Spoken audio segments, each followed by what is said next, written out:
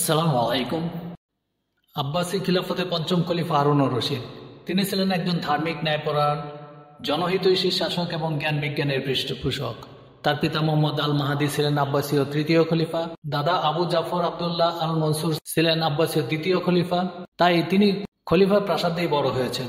শিক্ষা গ্রহণ করেছেন বাগদাদের জগৎ বিখ্যাত কয়েকজন আলেমের কাছে। তার পিতা তাকে অশ্বারোহণ, তীর চালানো এবং যুদ্ধবিদ্যায় পারদর্শী করে তোলেন। হারুনুর রশিদ তার বড় ভাইয়ের মৃত্যুর পর মাত্র 22 বছর বয়সে আব্বাসীয় পঞ্চম খলিফা হিসেবে দায়িত্ব গ্রহণ করেন। তার শাসনকালকে ইসলামী স্বর্ণযুগের সূচনা বলে মনে করা হয়। হারুনুর রশিদের শাসনকালে বাগদাদ নগরী ঐশ্বর্যের চরমে পৌঁছায়। বাগদাদ নগরী জ্ঞান বিজ্ঞান, ধর্মীয় ও সংস্কৃতি চর্চার শিখরে পৌঁছেছিল। তার শাসনামলে ইরাকের বাগদাদে বাইতুল হিকমা বা হাউস অব উইজডম প্রতিষ্ঠা করেছিলেন। বাইতুল হিকমা ছিল একাধারে গ্রন্থাগার, অনুবাদ কেন্দ্র, গবেষণাগার এবং শিক্ষা প্রতিষ্ঠান। হারুনুর রশিদের শাসনামলে আরেকটি যুগান্তকারী ঘটনা হল আল বিমারিস্তান নামক চিকিৎসালয় স্থাপন। এটি ছিল বৃহৎ আকারের একটি চিকিৎসালয়। মুসলিম বিশ্বের নামকরা সব চিকিৎসা বিজ্ঞানীরা সেখানে সেবা প্রদান ও গবেষণা কাজে নিযুক্ত ছিলেন। হারুনুর রশিদের শাসনামলে একজন বিখ্যাত আলেম ছিলেন ওহাব ইবনে আমর। তিনি জাফর ইমাম সাদিকের শিষ্য ছিলেন। তিনি পরবর্তীতে ইমাম মুসা কাজিমের গুরুত্বপূর্ণ সঙ্গী হিসাবে নিজেকে গৌরবান্বিত করে তোলেন। তিনি আব্বাসীয় বংশের সম্ভ্রান্ত পরিবারের এবং হারুনুর রশিদের আত্মীয় ছিলেন। অনেকে বলেন খলিফা হারুনুর রশিদ তাকে কাজী হিসাবে নিয়োগ দিয়েছিলেন। খলিফা হারুন ধার্মিক হলেও ক্ষমতা থাকার জন্য তার যে কোনো কাজের প্রতিবাদকারীকে শাস্তি দিতেন। ইমাম মুসা কাজিম ছিলেন তার সকল অন্যায় কাজের শক্ত প্রতিবাদী। তাই মুসা কাজিমকে বন্দী করে তাকে শাস্তি দেওয়ার জন্য রায় লিখে সই করার জন্য বিখ্যাত আলেম ও ফকিদের কাছে পাঠালেন। ওহাব ইবনে আমর এর কাছেও পাঠানো হয়েছিল। তিনি ইমাম মুসা কাজিমের কাছে গিয়ে পরামর্শ চাইলেন। ইমাম মুসা কাজিম ওহাবকে খলিফার হাত থেকে বাঁচার জন্য পাগল সেজে থাকতে বললেন।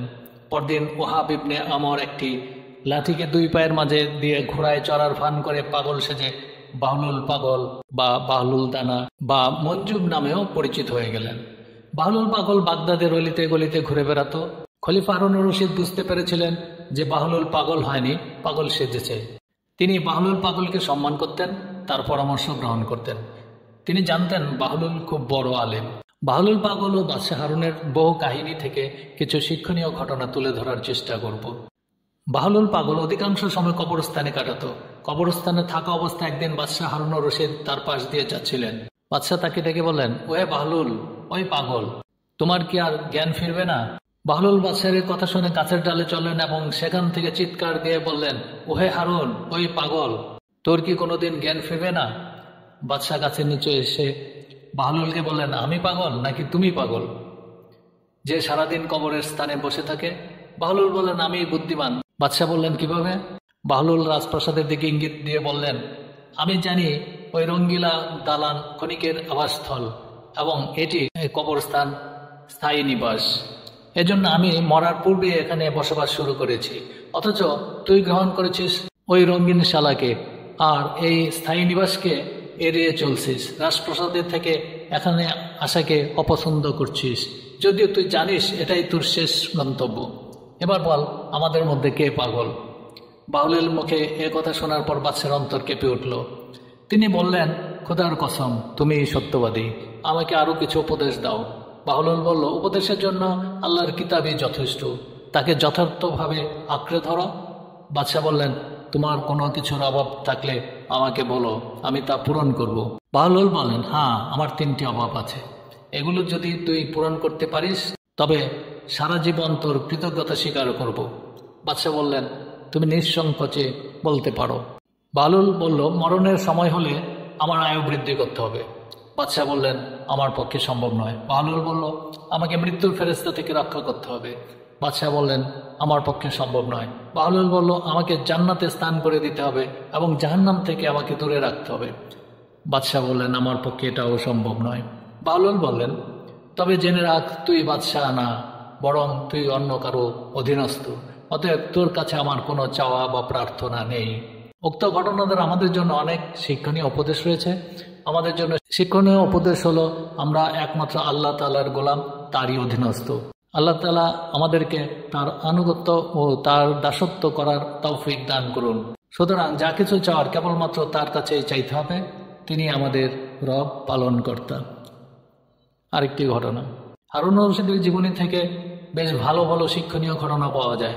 হারুনুর রশিদ ওনার স্ত্রী জুবাইদার সঙ্গে বাগানে প্রায়ই হাঁটতেন। একদিন হাঁটতে বের হয়ে জুবাইদাকে পেছনে ফেলে উনি দ্রুত সামনে এগিয়ে গেলেন এবং পথেই দেখা হলো বাহলুল পাগলের সাথে। তিনি দেখতে পেলেন বাহলুল বালি দিয়ে গর্ত খুঁড়ে প্রাসাদের মতো বানাচ্ছে। তো হারুনুর রশিদ জিজ্ঞাসা করলেন, বাহলুল কি করছো? প্রত্যুত্তরে বাহলুল বলল, আমি বালি দিয়ে এই প্রাসাদটি বানাচ্ছি। যদি আপনি এই প্রাসাদটি কিনেন, আমি আপনার জন্য আল্লাহর কাছে দোয়া করব, আল্লাহ যেন আপনাকে জান্নাত দেন।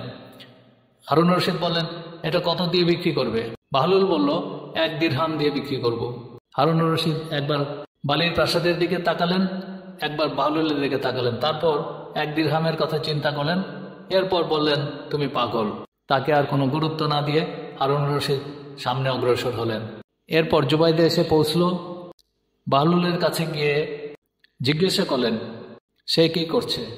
সে উত্তর দিল, আমি বালি দিয়ে ঘরটি বানাচ্ছি, আপনি কি এই ঘরটি কিনতে চান? জুবাইদা বললেন, যদি আমি এই ঘরটি কিনি তাহলে তা থেকে আমি কি পাবো? প্রত্যুত্তরে বাহলুল বলল, যদি এই ঘরটি কিনেন, আমি আল্লাহর কাছে দোয়া করব যেন আপনাকে জান্নাত দেয়। দাম কত? 1 দিরহাম। তো জুবাইদা 1 দিরহাম বের করে দিলেন বাহলুলকে। জুবাইদা বাহলুলকে গুরুত্ব দিয়েছেন, তিনি তাকে 1 দিরহাম দিয়েই সামনে অগ্রসর হলেন। সে রাতেই বাদশাহ হারুনুর রশিদ খুব সুন্দর একটি স্বপ্ন দেখেন। তিনি নিজেকে খুঁজে পান খুব সুন্দর একটি বাগানের মাঝে, এবং সে বাগানে দেখতে পান একটি খুব সুন্দর বাড়ি। আরও দেখতে পান যে বাড়ির দরজায় জুবাইদার নাম লেখা। তো রক্ষীকে হারুনুর রশিদ বললেন, এটা আমার স্ত্রী জুবাইদার ঘর, এ ঘরে আমি প্রবেশ করতে চাই। রক্ষী প্রত্যুত্তরে বলল, এ ঘরে শুধু সেই ঢুকতে পারবে যার নাম এই দরজায় লেখা আছে, আর দরজায় নাম লেখা আছে জুবাইদা তথা আপনার স্ত্রীর, ওনারই দরজা খোলা লাগবে। এর পরের দিন খুব ভোরে ঘুম থেকে উঠে হারুনুর রশিদ বাহলুলের কাছে ছুটে গেলেন। এ দেখতে পেলেন বাহলুল বালি দিয়ে ঘর বানাচ্ছে। হারুনুর রশিদ জিজ্ঞাসা করলেন, তুমি কি করছো? বাহলুল বলল, আমি বালি দিয়ে ঘর বানাচ্ছি, আপনি কি এটা কিনতে চান?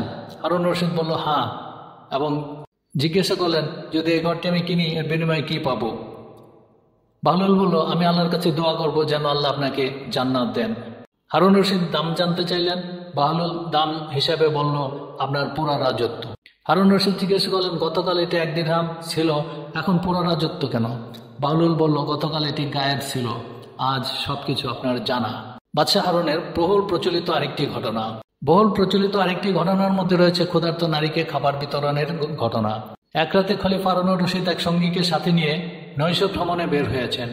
আদতে এটি ছিল রাজ্যের সুখ দুঃখের খোঁজখবর নেওয়ার মাধ্যম। সে রাত ছিল ঘুটঘুটে অন্ধকার। কিছু দূর যেতেই হঠাৎ খলিফা শিশুর কান্নার শব্দ শুনতে পেলেন। একসময় খলিফা বালুময় বিস্তীর্ণ পথ পাড়ি দেওয়ার পর শব্দের উৎস খুঁজে পেলেন।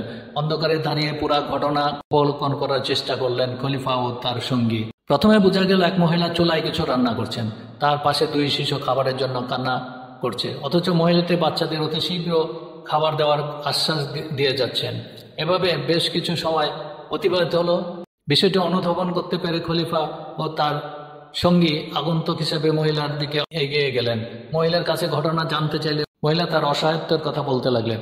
এই 2 বাচ্চা আমার সন্তান, আমার স্বামী যুদ্ধে শহীদ হয়েছেন, আমি সারাদিন চেষ্টা করেও তাদের জন্য কোনো খাদ্য সংগ্রহ করতে পারিনি।